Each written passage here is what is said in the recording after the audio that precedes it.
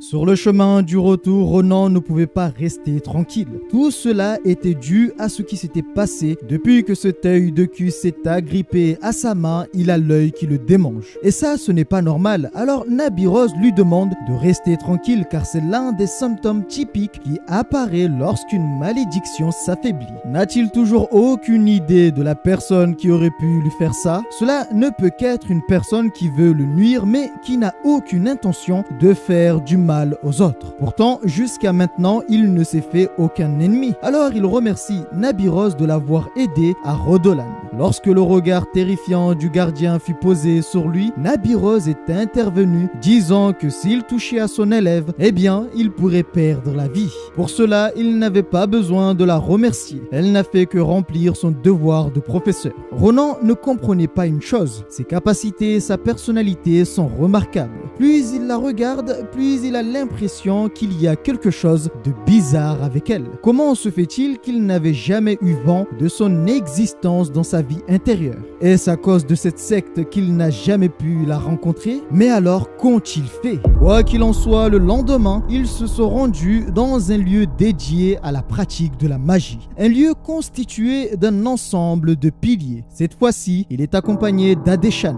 qui est bien trop joyeuse aujourd'hui. Pour lui, cela était un problème car elle était bien trop différente dans sa vie intérieure. Cela était si perturbant qu'il ne pouvait réfléchir correctement. Alors en panique, il commence à rigoler bêtement tout en disant que cela fait longtemps qu'il ne s'était pas vu. Après ce qu'avait fait Ronan, les élèves ont commencé à la suivre et à ne plus lui manquer de respect. Depuis ce jour, elle se sent bien plus à l'aise. Le seul problème, c'est que depuis que Ronan l'a massacrée à cause d'elle, Cardan est toujours terrifié à sa simple vue. Mais ce n'est rien. Elle imagine que ce n'est qu'une simple impression. Elle a entendu du professeur qu'il est atteint d'une malédiction. Eh bien, il est venu ici parce qu'on lui a dit qu'il allait rencontrer un professeur nommé Maya. Mais vu où vit cette personne, il semblerait que ce dernier ait des goûts plutôt étranges. Son bureau est aussi très spécial, il ne pourra pas la trouver à moins d'être un étudiant en magie. Elle a donc demandé à une amie proche du département de magie de bien vouloir les guider. D'ailleurs, à peine arrivée, elle se jette sur elle,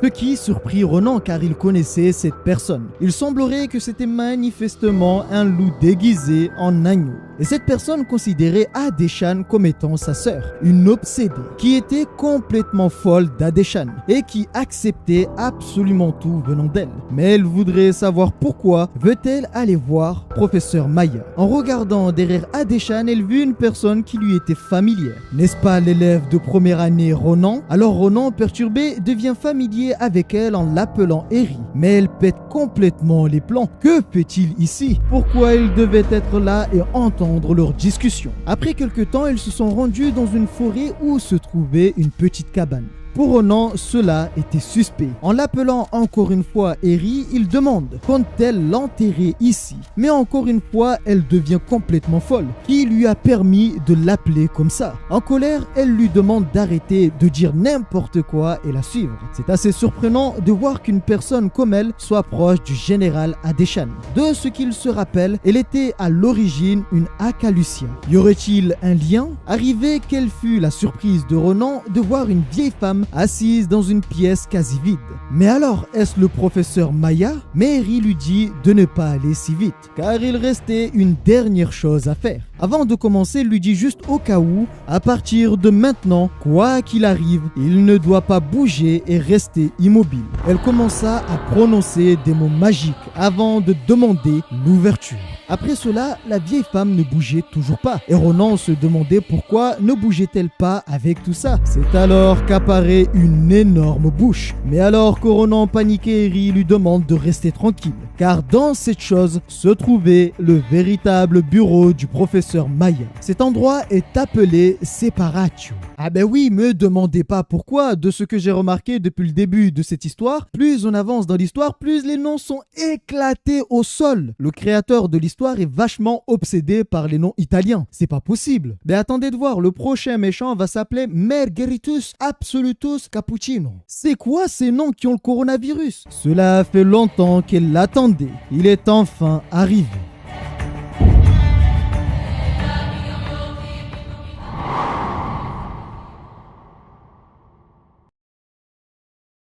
Bien le bonjour messieurs dames, j'espère que vous allez bien. Pour ma part ça va super bien. Aujourd'hui on se retrouve pour un nouvel épisode. Un épisode qui va être très court car comme vous le savez c'est ma période. Non, j'ai pas mes règles.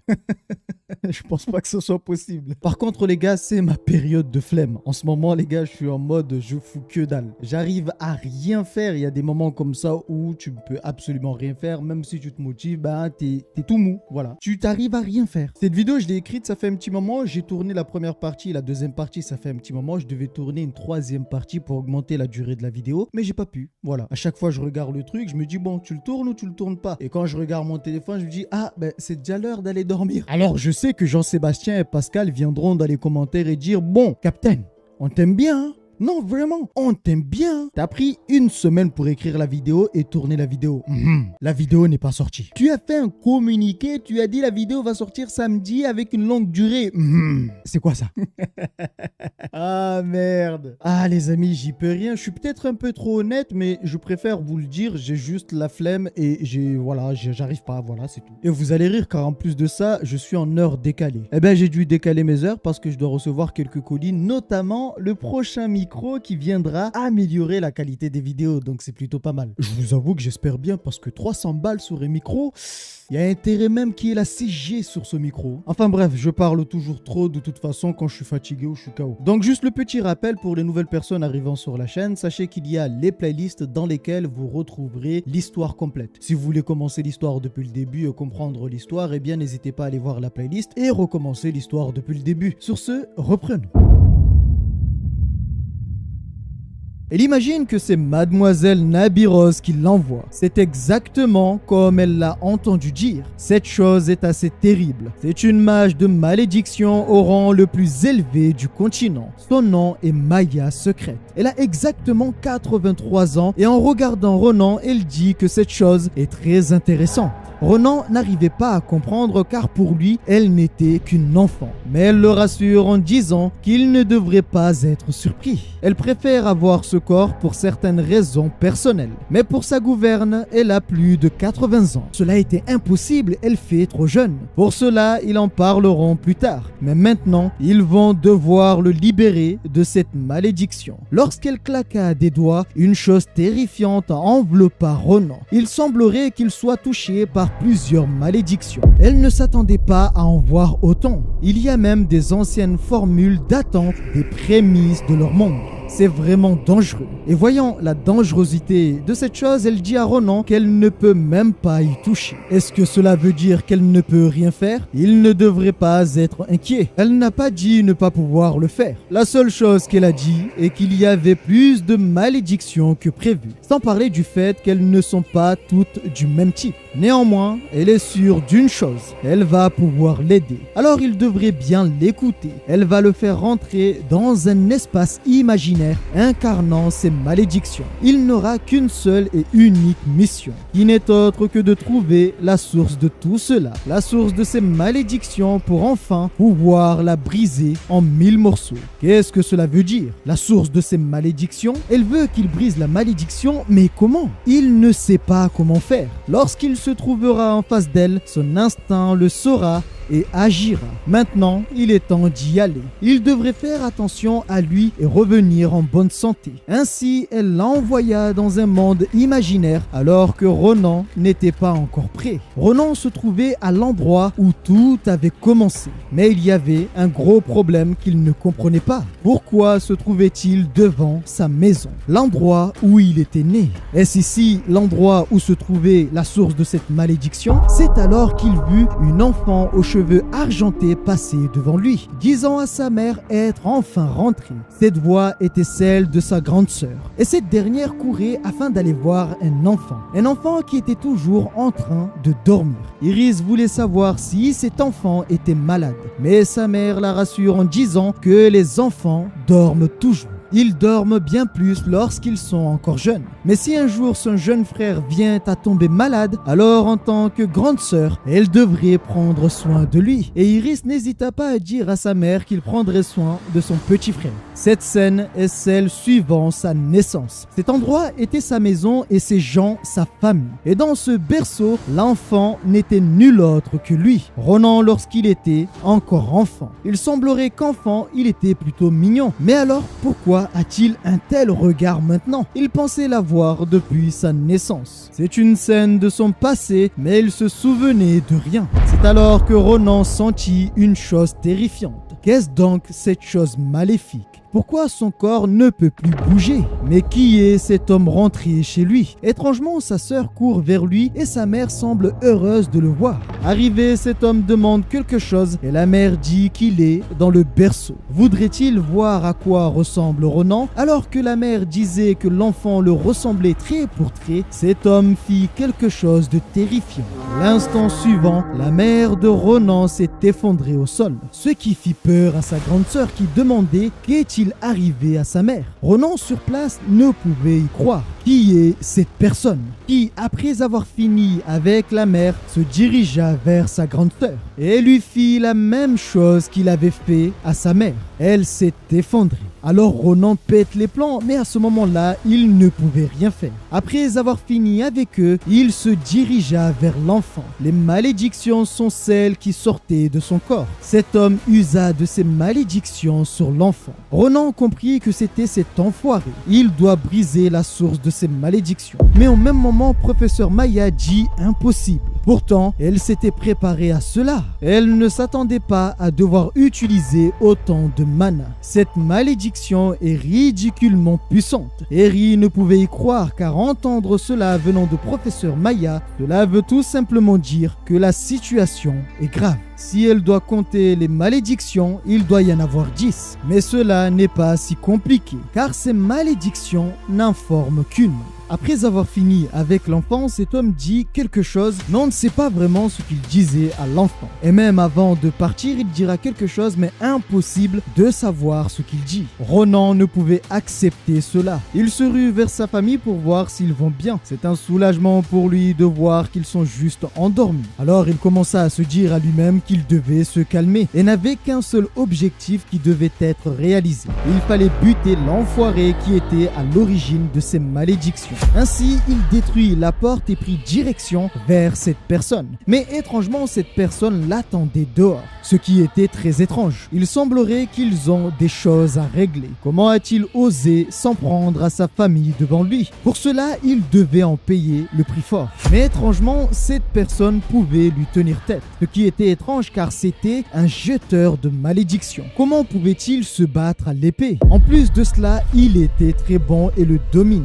Comment cela est possible? Son épée n'arrive même pas à le toucher. Mais il ne pouvait pas le laisser partir juste comme ça. Laisser les choses se terminer ainsi serait une honte. Pourquoi a-t-il fait une telle chose? De ce qu'il a vu, leur relation semblait être familière. Il a vu de ses propres yeux l'affection qu'il lui portait. Il a beau y réfléchir, mais la seule chose qui lui vient est qu'il est son père. Que s'est-il passé pour qu'il agisse de cette façon? Pourquoi ne répond-il pas à ces questions? Dans ce cas, pour avoir agi ainsi avec sa mère et sa sœur, et pour l'avoir maudit, il devrait au moins donner ne serait-ce qu'une excuse. Après tout, il est son père. Son père avait le même regard que lui et ce dernier ferma les yeux et laissa son fils Ronan l'achever.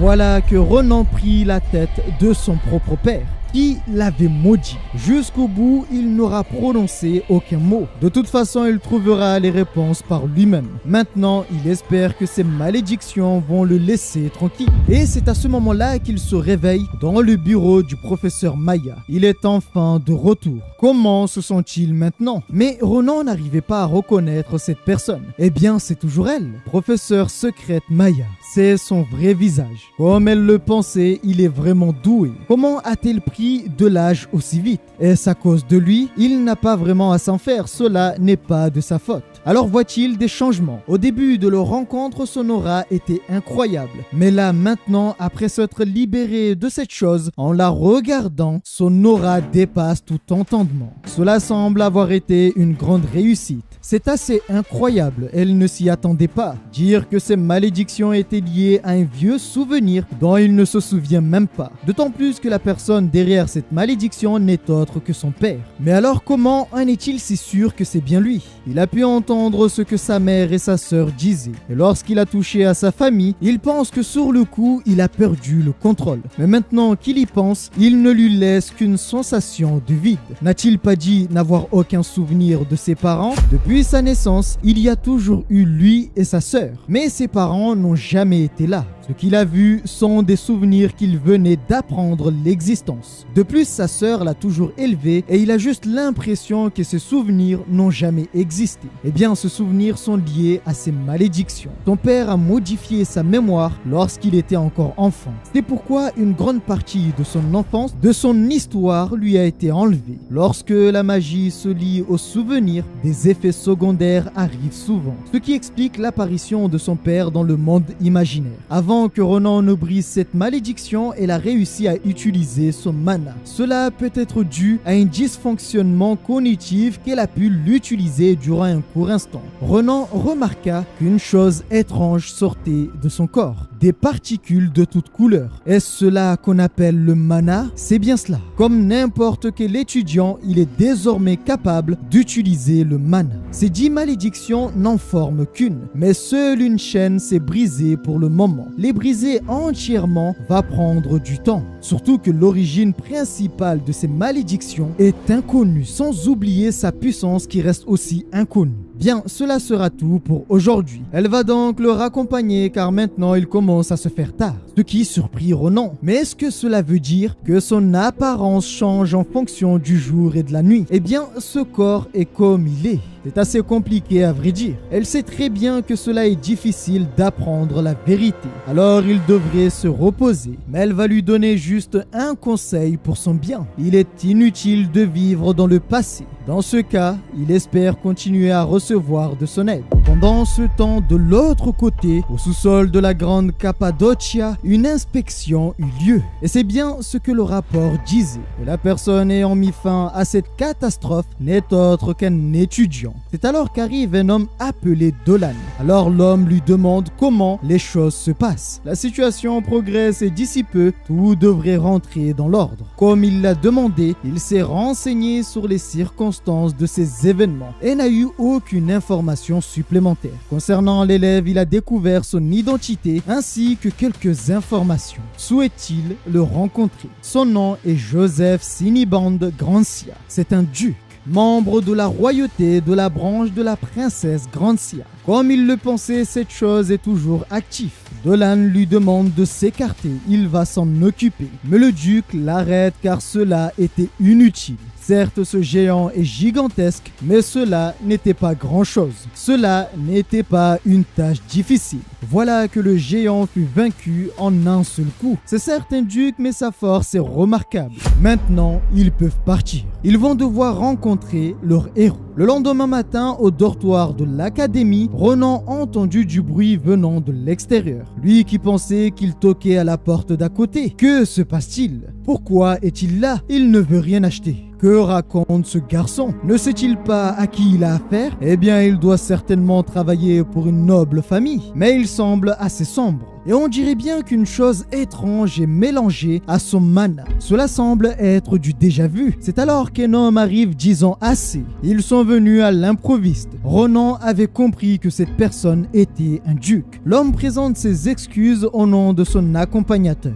Et si cela ne lui dérange pas, il aimerait avoir un peu de son temps. La discussion est assez déstabilisante pour Ronan. Donc s'il comprend bien la situation, il lui donne cette épée et cette richesse. L'un des forgerons le lui a donné à la grande Cappadocia. Il devrait le connaître. C'est un forgeron répondant au nom de Doron. Il est aussi venu pour autre chose. Il voulait lui remercier en personne. Son arme a aussi été forgée à la grande Cappadocia. Et celle-ci est sa camarade de guerre depuis de longues années maintenant. Elle se nomme Palroad. Elle est née des mains de Doron.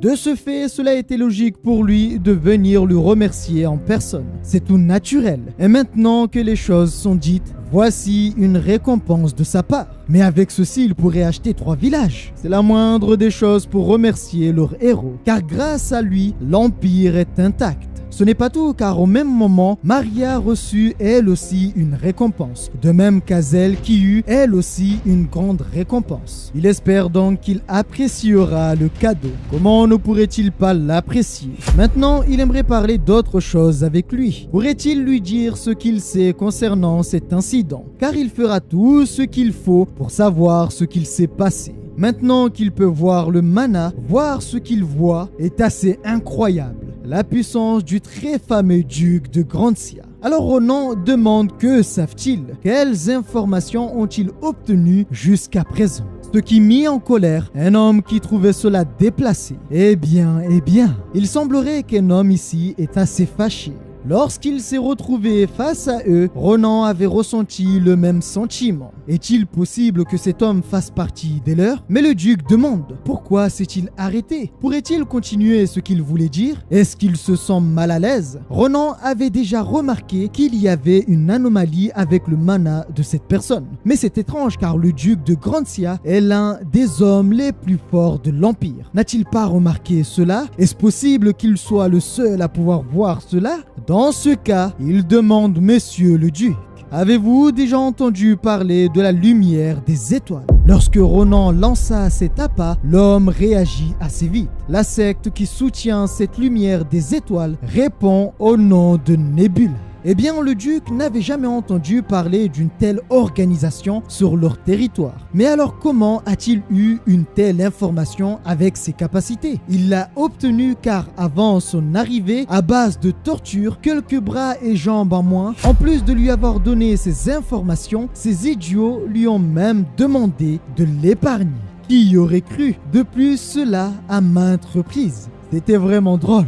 Oh, il est vraiment navré. Il avait oublié être en présence du duc. Il devrait mieux se tenir. Eh bien, cela n'a pas d'importance pour le duc, car ces informations sont assez importantes. S'il continue ainsi, manger lui sera difficile. Eh bien, c'est ce qu'il souhaite. De toute façon, il n'avait pas besoin d'en savoir plus, car depuis tout à l'heure, cet homme n'arrive pas à contrôler ses émotions. C'est alors que le duc dit qu'il va se retirer et dire que ces gens se retrouvent même aux côtés de personnes importantes comme le duc. Il faudrait agir rapidement. Alors il dit au duc qu'il a d'autres informations importantes.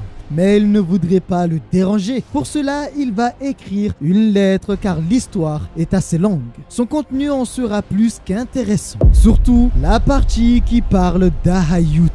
Cela était l'information de trop. Pendant la nuit, alors que tout le monde dormait, eh bien Ronan tapait son meilleur sommeil. À cet instant, la même énergie est apparue. Il semblerait que cet homme est revenu pour le tuer. Mais étrangement, il avait échoué. Ce qui était étrange, pourquoi il n'y avait personne alors qu'il était là? Eh bien, il attendait son arrivée avec impatience. Pourquoi a-t-il pris autant de temps? Il commençait vraiment à s'ennuyer. Comment le sait-il? Eh bien, avant de commencer, il devrait regarder par là. Il y a une personne assez importante qu'il aimerait lui présenter. Au fond de cette chambre était assis Schlieffen, regardant son serviteur agir. Pour rappel, Schlieffen était l'un des fils des Grantia, peut-être même le fils du duc. Il va falloir lui donner quelques explications. Comment doit-il interpréter cette situation?